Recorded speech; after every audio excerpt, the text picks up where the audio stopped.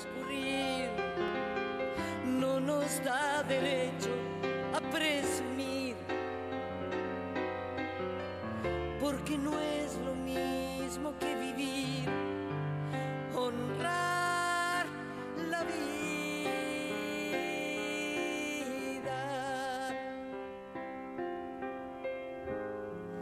honrar la vida. ¿Cómo están ustedes? Nuevamente nos encontramos en estos diálogos que tenemos semanalmente y dándole continuidad a un ciclo que comenzamos para meternos con el tema económico. Puntualmente venimos hablando del capital financiero internacional, de cómo opera, y hemos estado conversando específicamente sobre los fondos buitres. Nuevamente con Guillermo Zulins. ¿Cómo estás, Guillermo? Bueno, le vamos a dar continuidad a estos temas porque hay mucho por esclarecer, hay mucha cosa que no se conoce, sobre todo de cómo funciona. Hablábamos en programas anteriores todo el tema de la usura, de la especulación, de esa concentración económica que termina estando por encima de los países, atropellando la soberanía de los países, ese poder supranacional que todo lo puede. Y conversábamos sobre la posibilidad de ir de alguna manera a la raíz del problema, lo que tiene que ver con el proceso de acumulación y la distribución del ingreso. ¿Qué te parece si empezamos por ahí? Bueno, en realidad lo que hablábamos la otra vez de los fondos buitres, después de todo el sistema financiero, todo eso ha llegado a una sobredimensión precisamente porque hay liquidez, hay dinero dando vuelta. Ahora, ¿de dónde sale ese dinero? Bueno, ese dinero es de la acumulación que se va dando a la riqueza, que todo el sistema capitalista ha ido acumulando como tendencia desde sus orígenes hasta ahora aceleradamente. Es decir, ya muchos economistas han establecido y está comprobado que el capital, y sobre todo cuando el capital es totalmente liberado, cuando no se lo regula, tiende a acumular la riqueza cada vez en menos manos. Y bueno, esto es un proceso conocido, ya se sabe que las familias más ricas en el mundo tienen la misma riqueza que la mitad de la población mundial. Es decir, hay diferentes estadísticas, con lo cual no hay que abundar mucho en el tema. Es la ley, digamos, del más fuerte en el mercado. El pez grande se come el pez chico. Entonces el pez grande es el empresario que establece cuál debe ser el salario del trabajador, entonces se comienza ya la plusvalía para el empresario. Pero luego con el tiempo el mismo empresario va siendo a su vez el pez chico de los peces grandes, que son las grandes corporaciones, las cadenas de hipermercados, las grandes marcas, que son las que le condicionan el costo de lo que debe producir cada empresario, imponen el precio y luego cuando salen a venderlo al cliente lo facturan 10 veces más, gastan en publicidad, gastan en un montón de cosas y mucho menos que lo que se gasta es lo que se gasta en mano de obra. Por ejemplo, si tú compras un jean en un shopping y te sale 600 pesos, ese jean, 50 pesos de esos 600 como mucho es el costo de producción de ese jean, de los cuales 25 como mucho es el costo de mano de obra, todo lo demás es publicidad, ganancia empresarial, intermediación, y todo eso tiene unos grandes porcentajes de ganancia, ¿sí? Entonces, toda esa ganancia que tienen en todos los rubros, los grandes multinacionales, las grandes cadenas de hipermercados, genera una liquidez que a algún lado tiene que ir. La teoría del capitalismo dice debería ir a la reinversión productiva, generar más fuentes de trabajo, para eso sirve que algunos ganen más y otros ganen menos, según la teoría del capitalismo, para que los que ganan más reinviertan y se capitalice la economía. Bueno, eso hace tiempo que ya no es así, o al menos no es así en las proporciones en que se genera esa ganancia. El 90% de esa ganancia va al circuito financiero, va a la especulación, va a la usura, porque es la ganancia más rápida que pueden llegar a tener. Pero Guillermo, a ver, si decimos que vamos a ir a la raíz del problema, tengo la sensación que es como, digamos, como a la base del sistema capitalista es donde está, donde nace, donde tiene su origen la inequidad y la desigualdad, porque eso de poner al capital y al trabajo como, digamos, en un modo de relación donde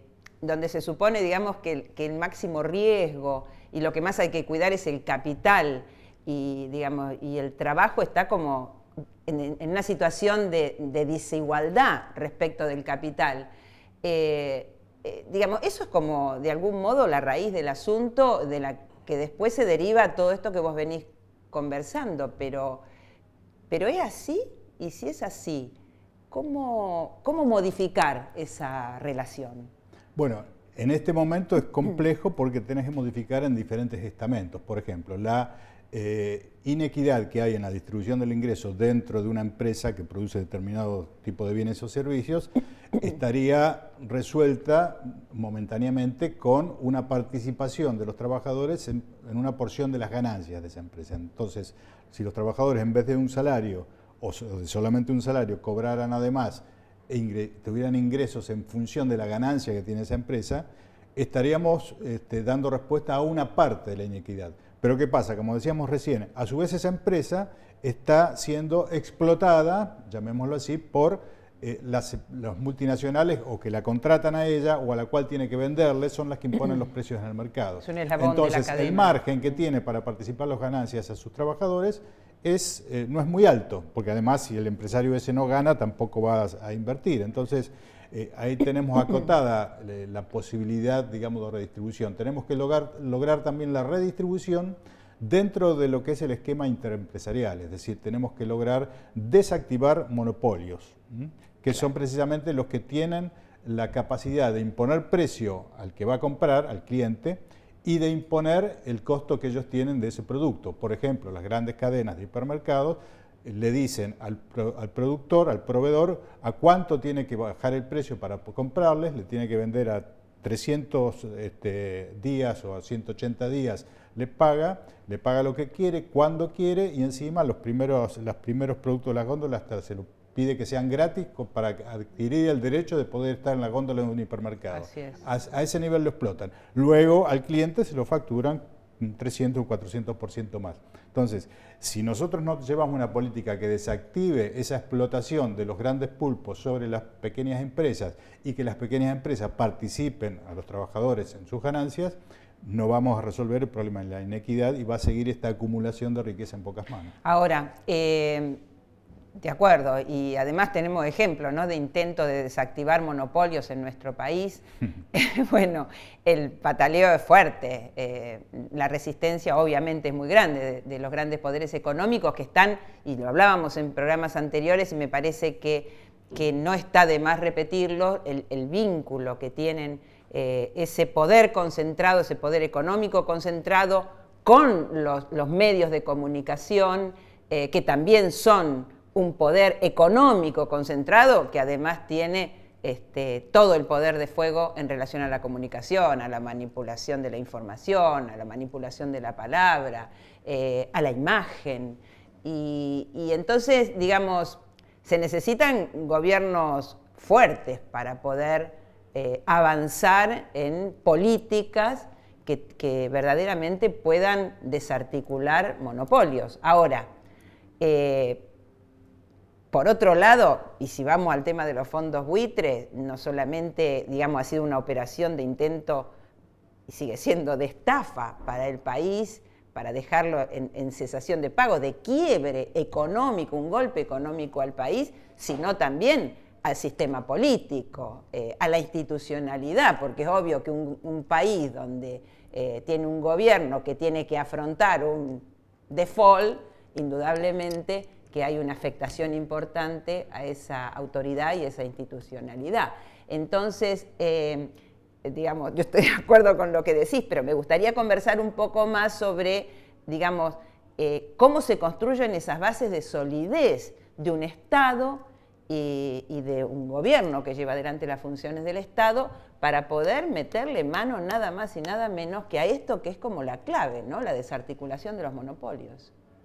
Bueno, habrá que ir, digamos, por partes y habrá que ir quizás de a poco o de a mucho según se pueda avanzar, según la resistencia que haya. Obviamente nadie se va a suicidar políticamente porque directamente si uno pierde el poder de llevar adelante políticas públicas porque es, digamos, el enemigo que tiene es demasiado fuerte y ya no puede aplicar esas políticas, es un contrasentido decir, bueno, voy a aplicar políticas demasiado extremas si después no voy a tener poder político para llevarlas adelante. Entonces, en ese caso debería ir por partes y tratar de decir, bueno, vamos a modificar, por ejemplo, el impuesto a las ganancias y que los que tienen grandes ganancias, si no le invierten en la producción, tengan que aportar algo más. Ese algo más puede ir gradualmente, porque si uno dice, bueno, ahora van a tener que pagar el 70% de impuesto a las ganancias en vez de 35%, obviamente va a haber una oposición tremenda a eso, aunque con el 30% que les quede igual siguen siendo ultramillonarios, pero bueno, políticamente eso parece ser no presentable, porque enseguida los medios de comunicación van a decir, esto es confiscatorio, nos quieren sacar el 70%, etcétera, etcétera. Bueno, entonces habrá que avanzar y decir, bueno, en vez del 35% va a ser el 40% en los casos de aquellas empresas que no reinviertan sus ganancias en la producción. Entonces claro, eso es más asimilable para una sociedad y bueno, desde ahí ese es un peldaño del cual al año siguiente se puede pasar a otro peldaño más y avanzar, digamos, paulatinamente en las políticas en la medida que la gente se vaya siendo consciente de que eso beneficia a toda la población, que los grandes pulpos tengan, digamos, posibilidades de a futuro, digamos, rediseñar sus inversiones como para poder, digamos, llevarse bien con los gobiernos y llevarse bien con su público y llevarse bien con sus clientelas. Entonces, que todos se vayan acomodando a una situación donde se dejen claro que esto no da para más, que esta acumulación de riqueza infernal, que ni saben en qué gastar la plata, por eso se termina, digamos, yendo a los circuitos financieros, pero ese no da para más, no cortarlo de un plumazo, sino ir avanzando peldaño tras peldaño. O sea, tener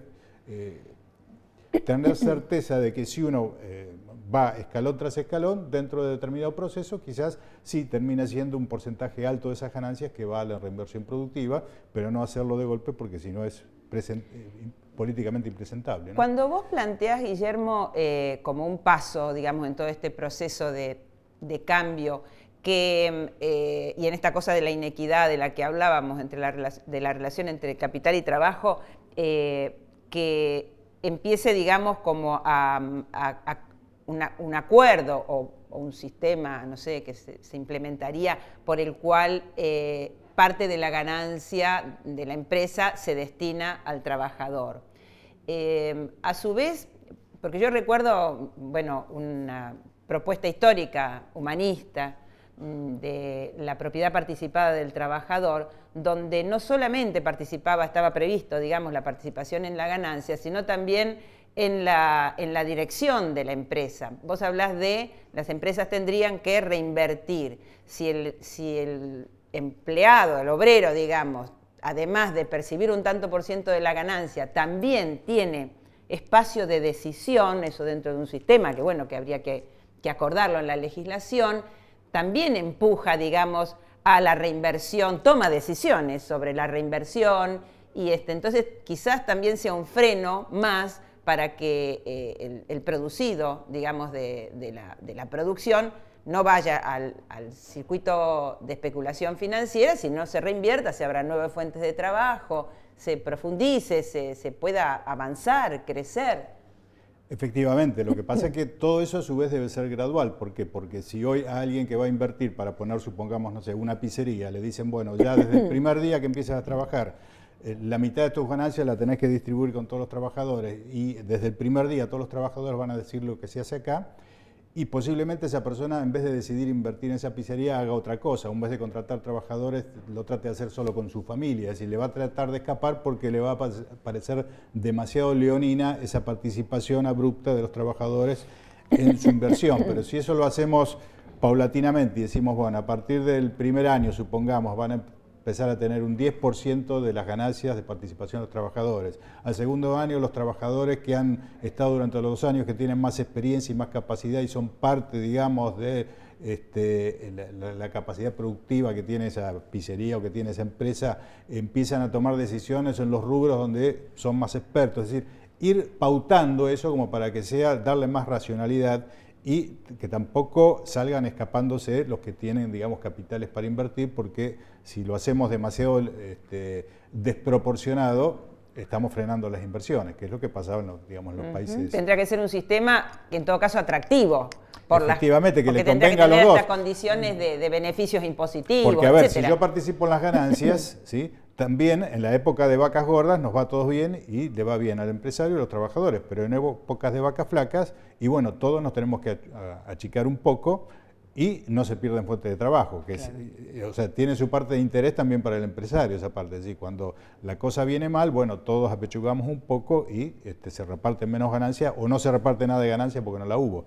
Entonces, en realidad tiene facetas que se pueden beneficiar bien presentado y bien hecho al empresario y al trabajador, pero hay que hacerlo paulatinamente. Pero como decía hoy, eso es, digamos, dentro del ámbito de la empresa. Una empresa que tiene los ingresos muy acotados porque le tiene que vender a un hipermercado el precio que el hipermercado le dice, bajando costos y explotando a los obreros, porque hace competir a un montón de proveedores y algunos tienen que trabajar en negro para poder tener ese precio, y tiene muy poco margen de repartir ganancias con sus trabajadores. Y ese tema se los va a presentar a los trabajadores y el trabajador va a decir, está bien, no me den ganancias, prefiero trabajar en negro, pero por lo menos quiero mantener mi fuente de trabajo, claro. Que es lo que pasa. Exacto. ¿Qué hacen las grandes marcas? Las grandes marcas no tienen trabajadores en relación de dependencia, subcontratan diferentes talleres que hacen los trabajos, tercerizan. Entonces el tercerizado, que ellos saben además hacen competir al que tercerizado entre sí y le dicen, no, vos claro. vendeme a 8 porque este otro me está vendiendo a 8.50 y al que vende a 8.50 no vendeme a 7.80 y le van haciendo bajar y el otro le tiene que vender a ese precio a veces a costa de o tener los trabajadores en negro o tenerlos con salarios que no puede luego en una paritaria aceptar un aumento de un 30%, si es que la inflación fue del 30%, o de un 20% si fue un 20%, porque no le dan los costos. Y capaz que hasta tiene razón, pero claro, es más arriba donde se establece. Y esas empresas entonces, más que en el circuito productivo, están en el circuito especulativo y funcionan como empresas productoras efectivamente, esos capitales financieros, cuando invierten en algo que no sea las finanzas, la especulación, sí. La bolsa, lo que hacen es comprar, ni siquiera invierten generando más trabajo, compran los que ya funcionan. Así como sabemos, acá el caso típico de monopolio, porque quedó bien expuesto, es el Grupo Clarín. Bueno, el Grupo Clarín, que compró un montón de empresas, no solo mediáticas, se fue quedando con todos los emprendedores de cada pueblo que puso un canal de cable de televisión, que era se habían asociado, no sé, 1 o 2 médicos del lugar con el verdulero exitoso, más uno más, y habían puesto una empresita de cable y cablearon todo. Bueno, una vez, ¿les va bien? Bueno, se los compro. ¿Les va bien? Se los compro. ¿Le va bien? Se los compro. Entonces van comprando todo, ¿sí? Lo que funciona. Bueno, lo mismo hacen las grandes multinacionales y los grandes capitales con las empresas. Por eso la ola privatizadora de los 90, que era vender las empresas que tienen clientela cautiva, o sea, que son las empresas de servicios públicos, ¿sí? Todas las personas necesitan luz, necesitan gas, bueno, invierten en eso los grandes capitales financieros. O sea, cuando invierten en lo que ya funciona y encima después hacen reestructuraciones dejando gente afuera.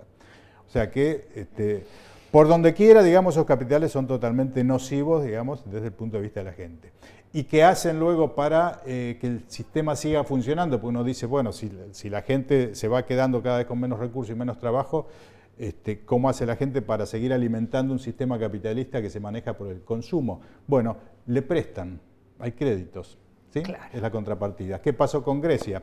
Los bancos alemanes le prestaban a Grecia para que Grecia con esa plata compre armas al gobierno alemán, los ciudadanos de Grecia compren autos fabricados en Alemania y otros productos, entonces así el circuito cerraba. Las empresas financiaban eso, los bancos financiaban a las empresas y luego todos los griegos quedaron súper endeudados, como quedamos endeudados nosotros después de la década del 90.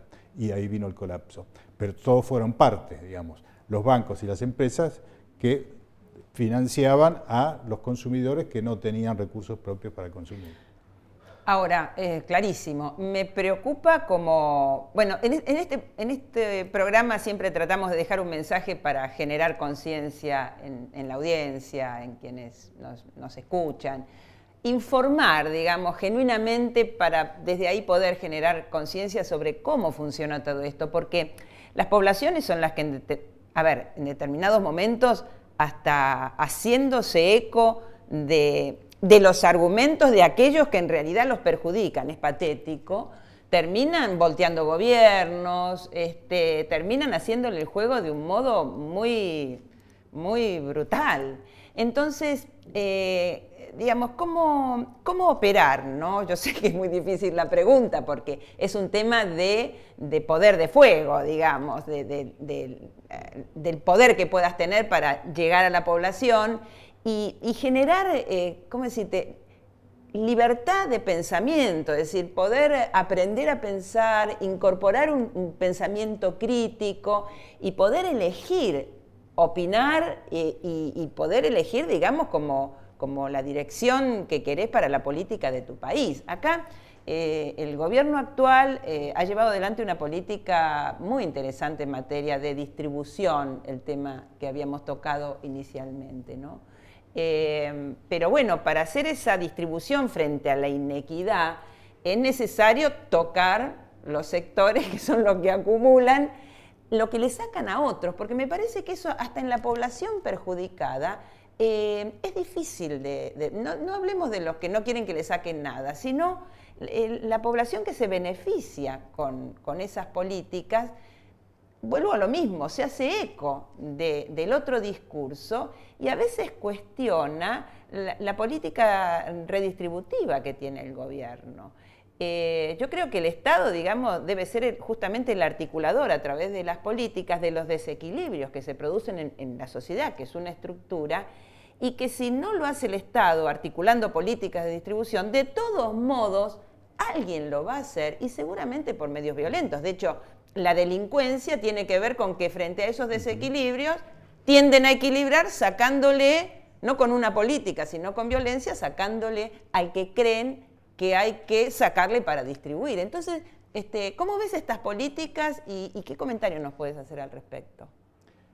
No, obviamente que las políticas redistributivas son la primera herramienta que tiene un Estado mientras se va tratando de resolver los problemas estructurales que tiene el mismo mercado, digamos, de una distribución inequitativa de los ingresos.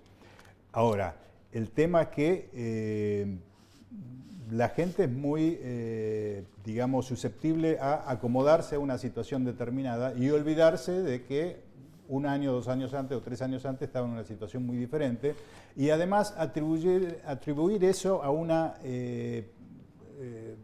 suerte de proceso, digamos, que no se sabe de dónde viene, inclusive mucha gente a sus propias capacidades. Yo he encontrado mucha gente que dice, no, a mí me va bien porque yo trabajo. Claro. Sí, perfecto, vos trabajás, pero acordate, vos trabajabas la misma cantidad de horas o más en los 90 y en el 2001 y te fue muy mal, o sea que depende de cuál es la política general en el país para, si se potencia la industria nacional, te va a ir bien porque lo que vos producís se va a vender, digamos, en el mercado interno. Ahora, si se potencia la importación, te va a ir mal. Entonces, vos podés ser muy trabajador en las dos situaciones, ¿sí? Pero si no entendés que hay una política nacional que está favoreciendo que vos puedas vender en el mercado interno, no vas a entender que no es que te va bien solo por tu mérito propio, sino que es necesario también una política que apoye ese mérito propio. Entonces, ahora, eso obviamente ciertos medios de comunicación, los más masivos, no lo dejan en claro. Entonces la gente cree que es porque hay viento de cola, porque uno es extraordinario y por eso me va bien. No lo dejan en claro y mienten y difaman. Entonces, claro. Bueno, habrá que, con las herramientas que se tenga, tratar de hacer difusión de cómo son las cosas realmente, por un lado. Y además, en aquellos momentos donde se producen situaciones en que la gente se da cuenta que le vienen mintiendo, bueno, tratar de que en esa circunstancia, por ahí se amplifica la voz de los que venían predicando en otro sentido. Yo me acuerdo en la época de la convertibilidad, era imposible decir 6 meses antes que se cayera la convertibilidad que había que salirse de la convertibilidad. Bueno, tuvo que caerse la convertibilidad para que todos se enteraran de que todo eso era una gran mentira. Bueno, a veces, y ahí empezó el que se vayan todos y la protesta contra muchos economistas que venían predicando todo antes y salían a los grandes medios de difusión pontificando acerca de la convertibilidad, inclusive la dolarización. Hoy esos no están, han desaparecido. Pero no hay memoria, Guillermo, no hay memoria, eso es un problema. Si no hay memoria va a haber tropezones y cuando haya tropezones habrá evidencia de cómo funcionan las cosas. Guillermo, te convoco para un próximo encuentro donde planteemos salidas alternativas a este modelo actual. Gracias nuevamente por estar con nosotros. Nosotros nos despedimos. Hasta la próxima semana. Chao. Eso de durar y transcurrir no nos da derecho a presumir, porque no es lo mismo que vivir